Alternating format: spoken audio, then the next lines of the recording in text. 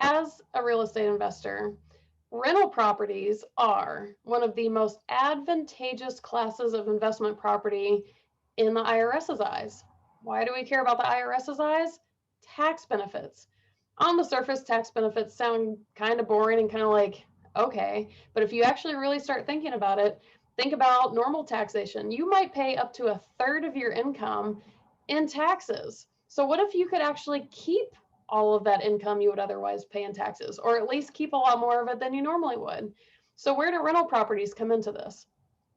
The nice thing about rental properties is that there are so many deductions you can take because of the rental property. What that does is it lowers the taxable amount of income that you are billed taxes on. Not at all sure if that's the right phrasing, but the amount that you owe in taxes is based on the perceived income. So if you have multiple write-offs, which lower that taxable income, you don't pay so much in taxes. Now, here's where things get really exciting.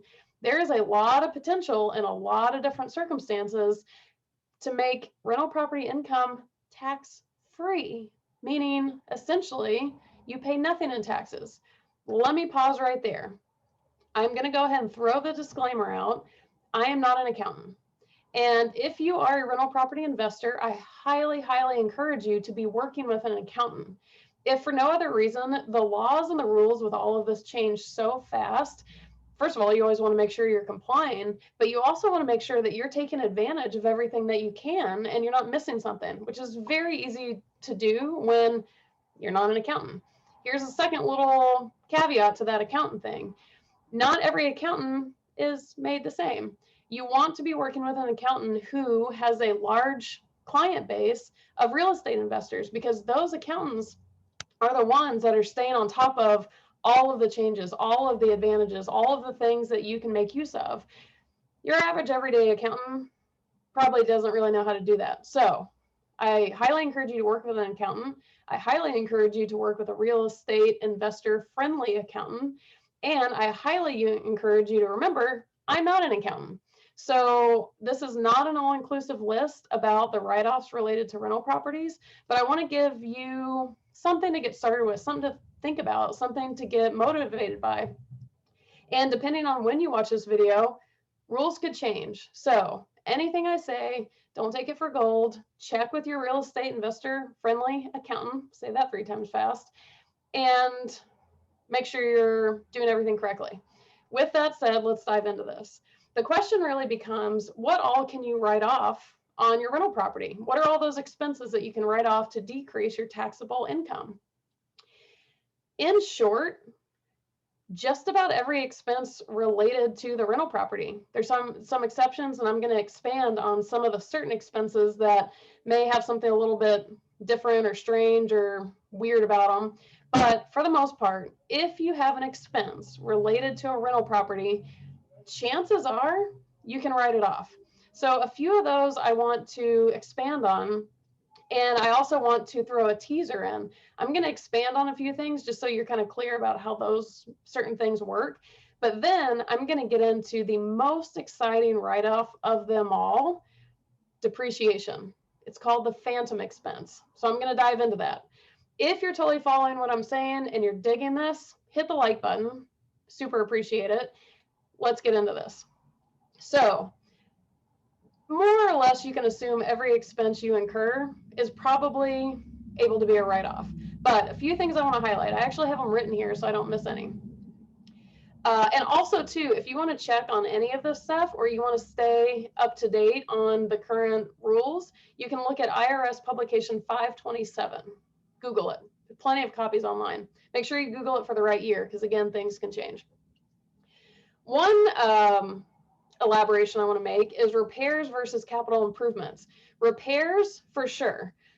Absolutely write those off. If the, I don't know, toilet breaks, yeah, that's a repair. Fix the toilet. A capital improvement is something that adds value to the property. So let's say you add an additional dwelling unit, ADU. So you add like a guest house to the property. That's a capital improvement. And while repairs are normal deductions, capital improvements are different.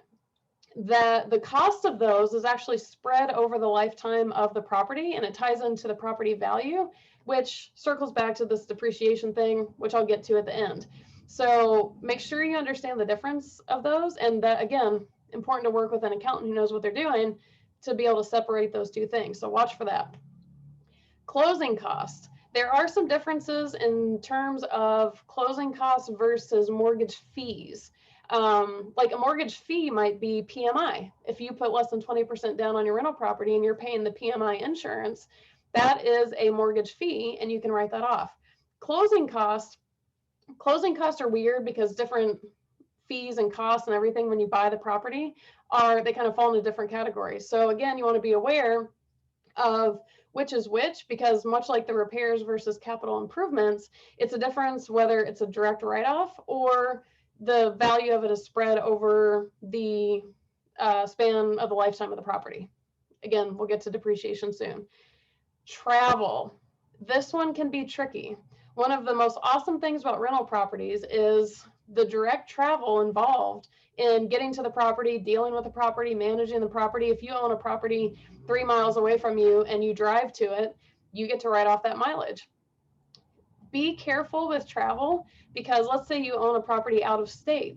You can't deduct every expense for the trip if you just go check on the rental property once. So if you happen to own a rental property in, I don't know, Miami, and you go for 5 days and you party it up and you only check on the rental property once, that's not going to work. So make sure you really kind of read up on and check with your accountant about which travel expenses you can deduct.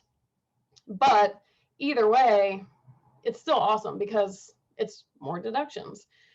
Another thing, a little caveat, education.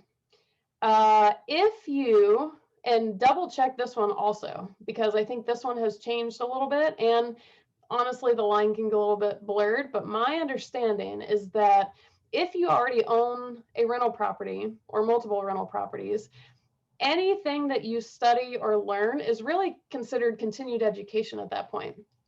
All of those education expenses you can write off. If you don't already own a rental property, you need to check with your accountant because it's possible you can't write those off yet. So if that's all true, all the more reason to go ahead and buy a rental property. So then all your education can be written off. Check with your accountant on that one.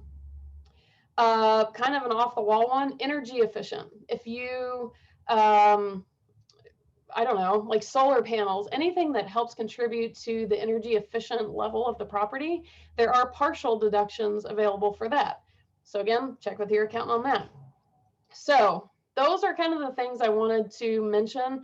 But outside of those things, I mean, we're talking repairs, HOA fees, if you're paying utilities, landscaping, pest control, gutter cleaning, property taxes, insurance.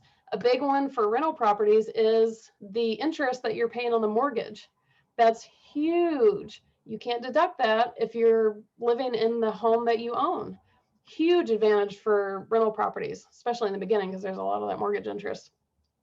One thing is a home office. There are definitely stipulations on that. I probably should have counted that one initially in the like, be careful.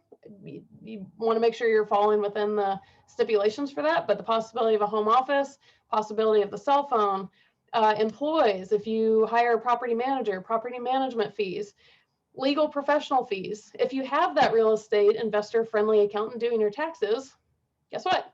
The fee to that person is a write-off. So much can be written off, but like I teased before, the big one, the big whammy that really is what typically sets the taxable income so low because it's such a big write-off. It's kind of the entryway to having tax-free income. Again, that's a very relative statement. Check with your accountant. The phantom expense called depreciation. What does phantom expense mean? It means you're not paying out of pocket for this expense. The way the IRS sees it is if you have a physical property, a physical house, the assumption is that that house is going to experience wear over time. 100% true, totally true. The IRS allows you to write off that wear. So outside of like repairs and all that to keep up the property, you're actually writing off the amount that the IRS perceives that the property depreciates over time. Okay, stand back.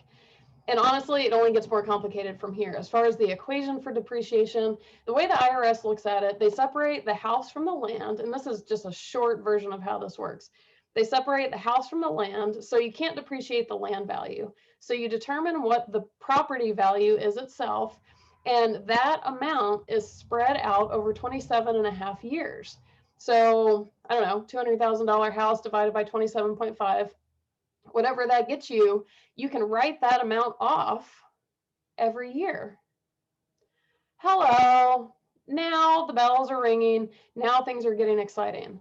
That's a big chunk of money. That could be a few $1,000s a year. It could be a couple $1,000s a year. That's a big write-off, especially when you didn't actually pay the few $1,000s a year or the couple $1,000s a year.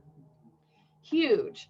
One of the biggest advantages to residential rental properties is they can both appreciate and depreciate at the same time. So you're making money in both of those directions. They're like opposite pulling directions that both put money in your pocket. What people don't realize with rental properties, there are so many ways to make money with it. There are actually 5 profit centers. Check the link below. I have a video that explains all of those profit centers, but tax benefits are one of them. But, even kind of pulling out of the specificity of tax benefits, just this concept of you're making money in appreciation and depreciation, you'll see all that in the profit centers. That's huge. Where else can you do that? So I hope this has gotten you started and gives you just a starting point as far as like what expenses to be considering, and also more important than just what expenses to be considering that you can write off, the impact of writing all these things off. It's huge. Again, check with your real estate investor friendly accountant. Confirm all these things. Things can change on a dime. Something I said in the video may not be accurate by the time you've seen the video. I'm also not an accountant. But residential rental properties, huge for tax benefits, more than most people realize. So if you're digging it as much as I am, hit the like button, especially if this was helpful. Like button.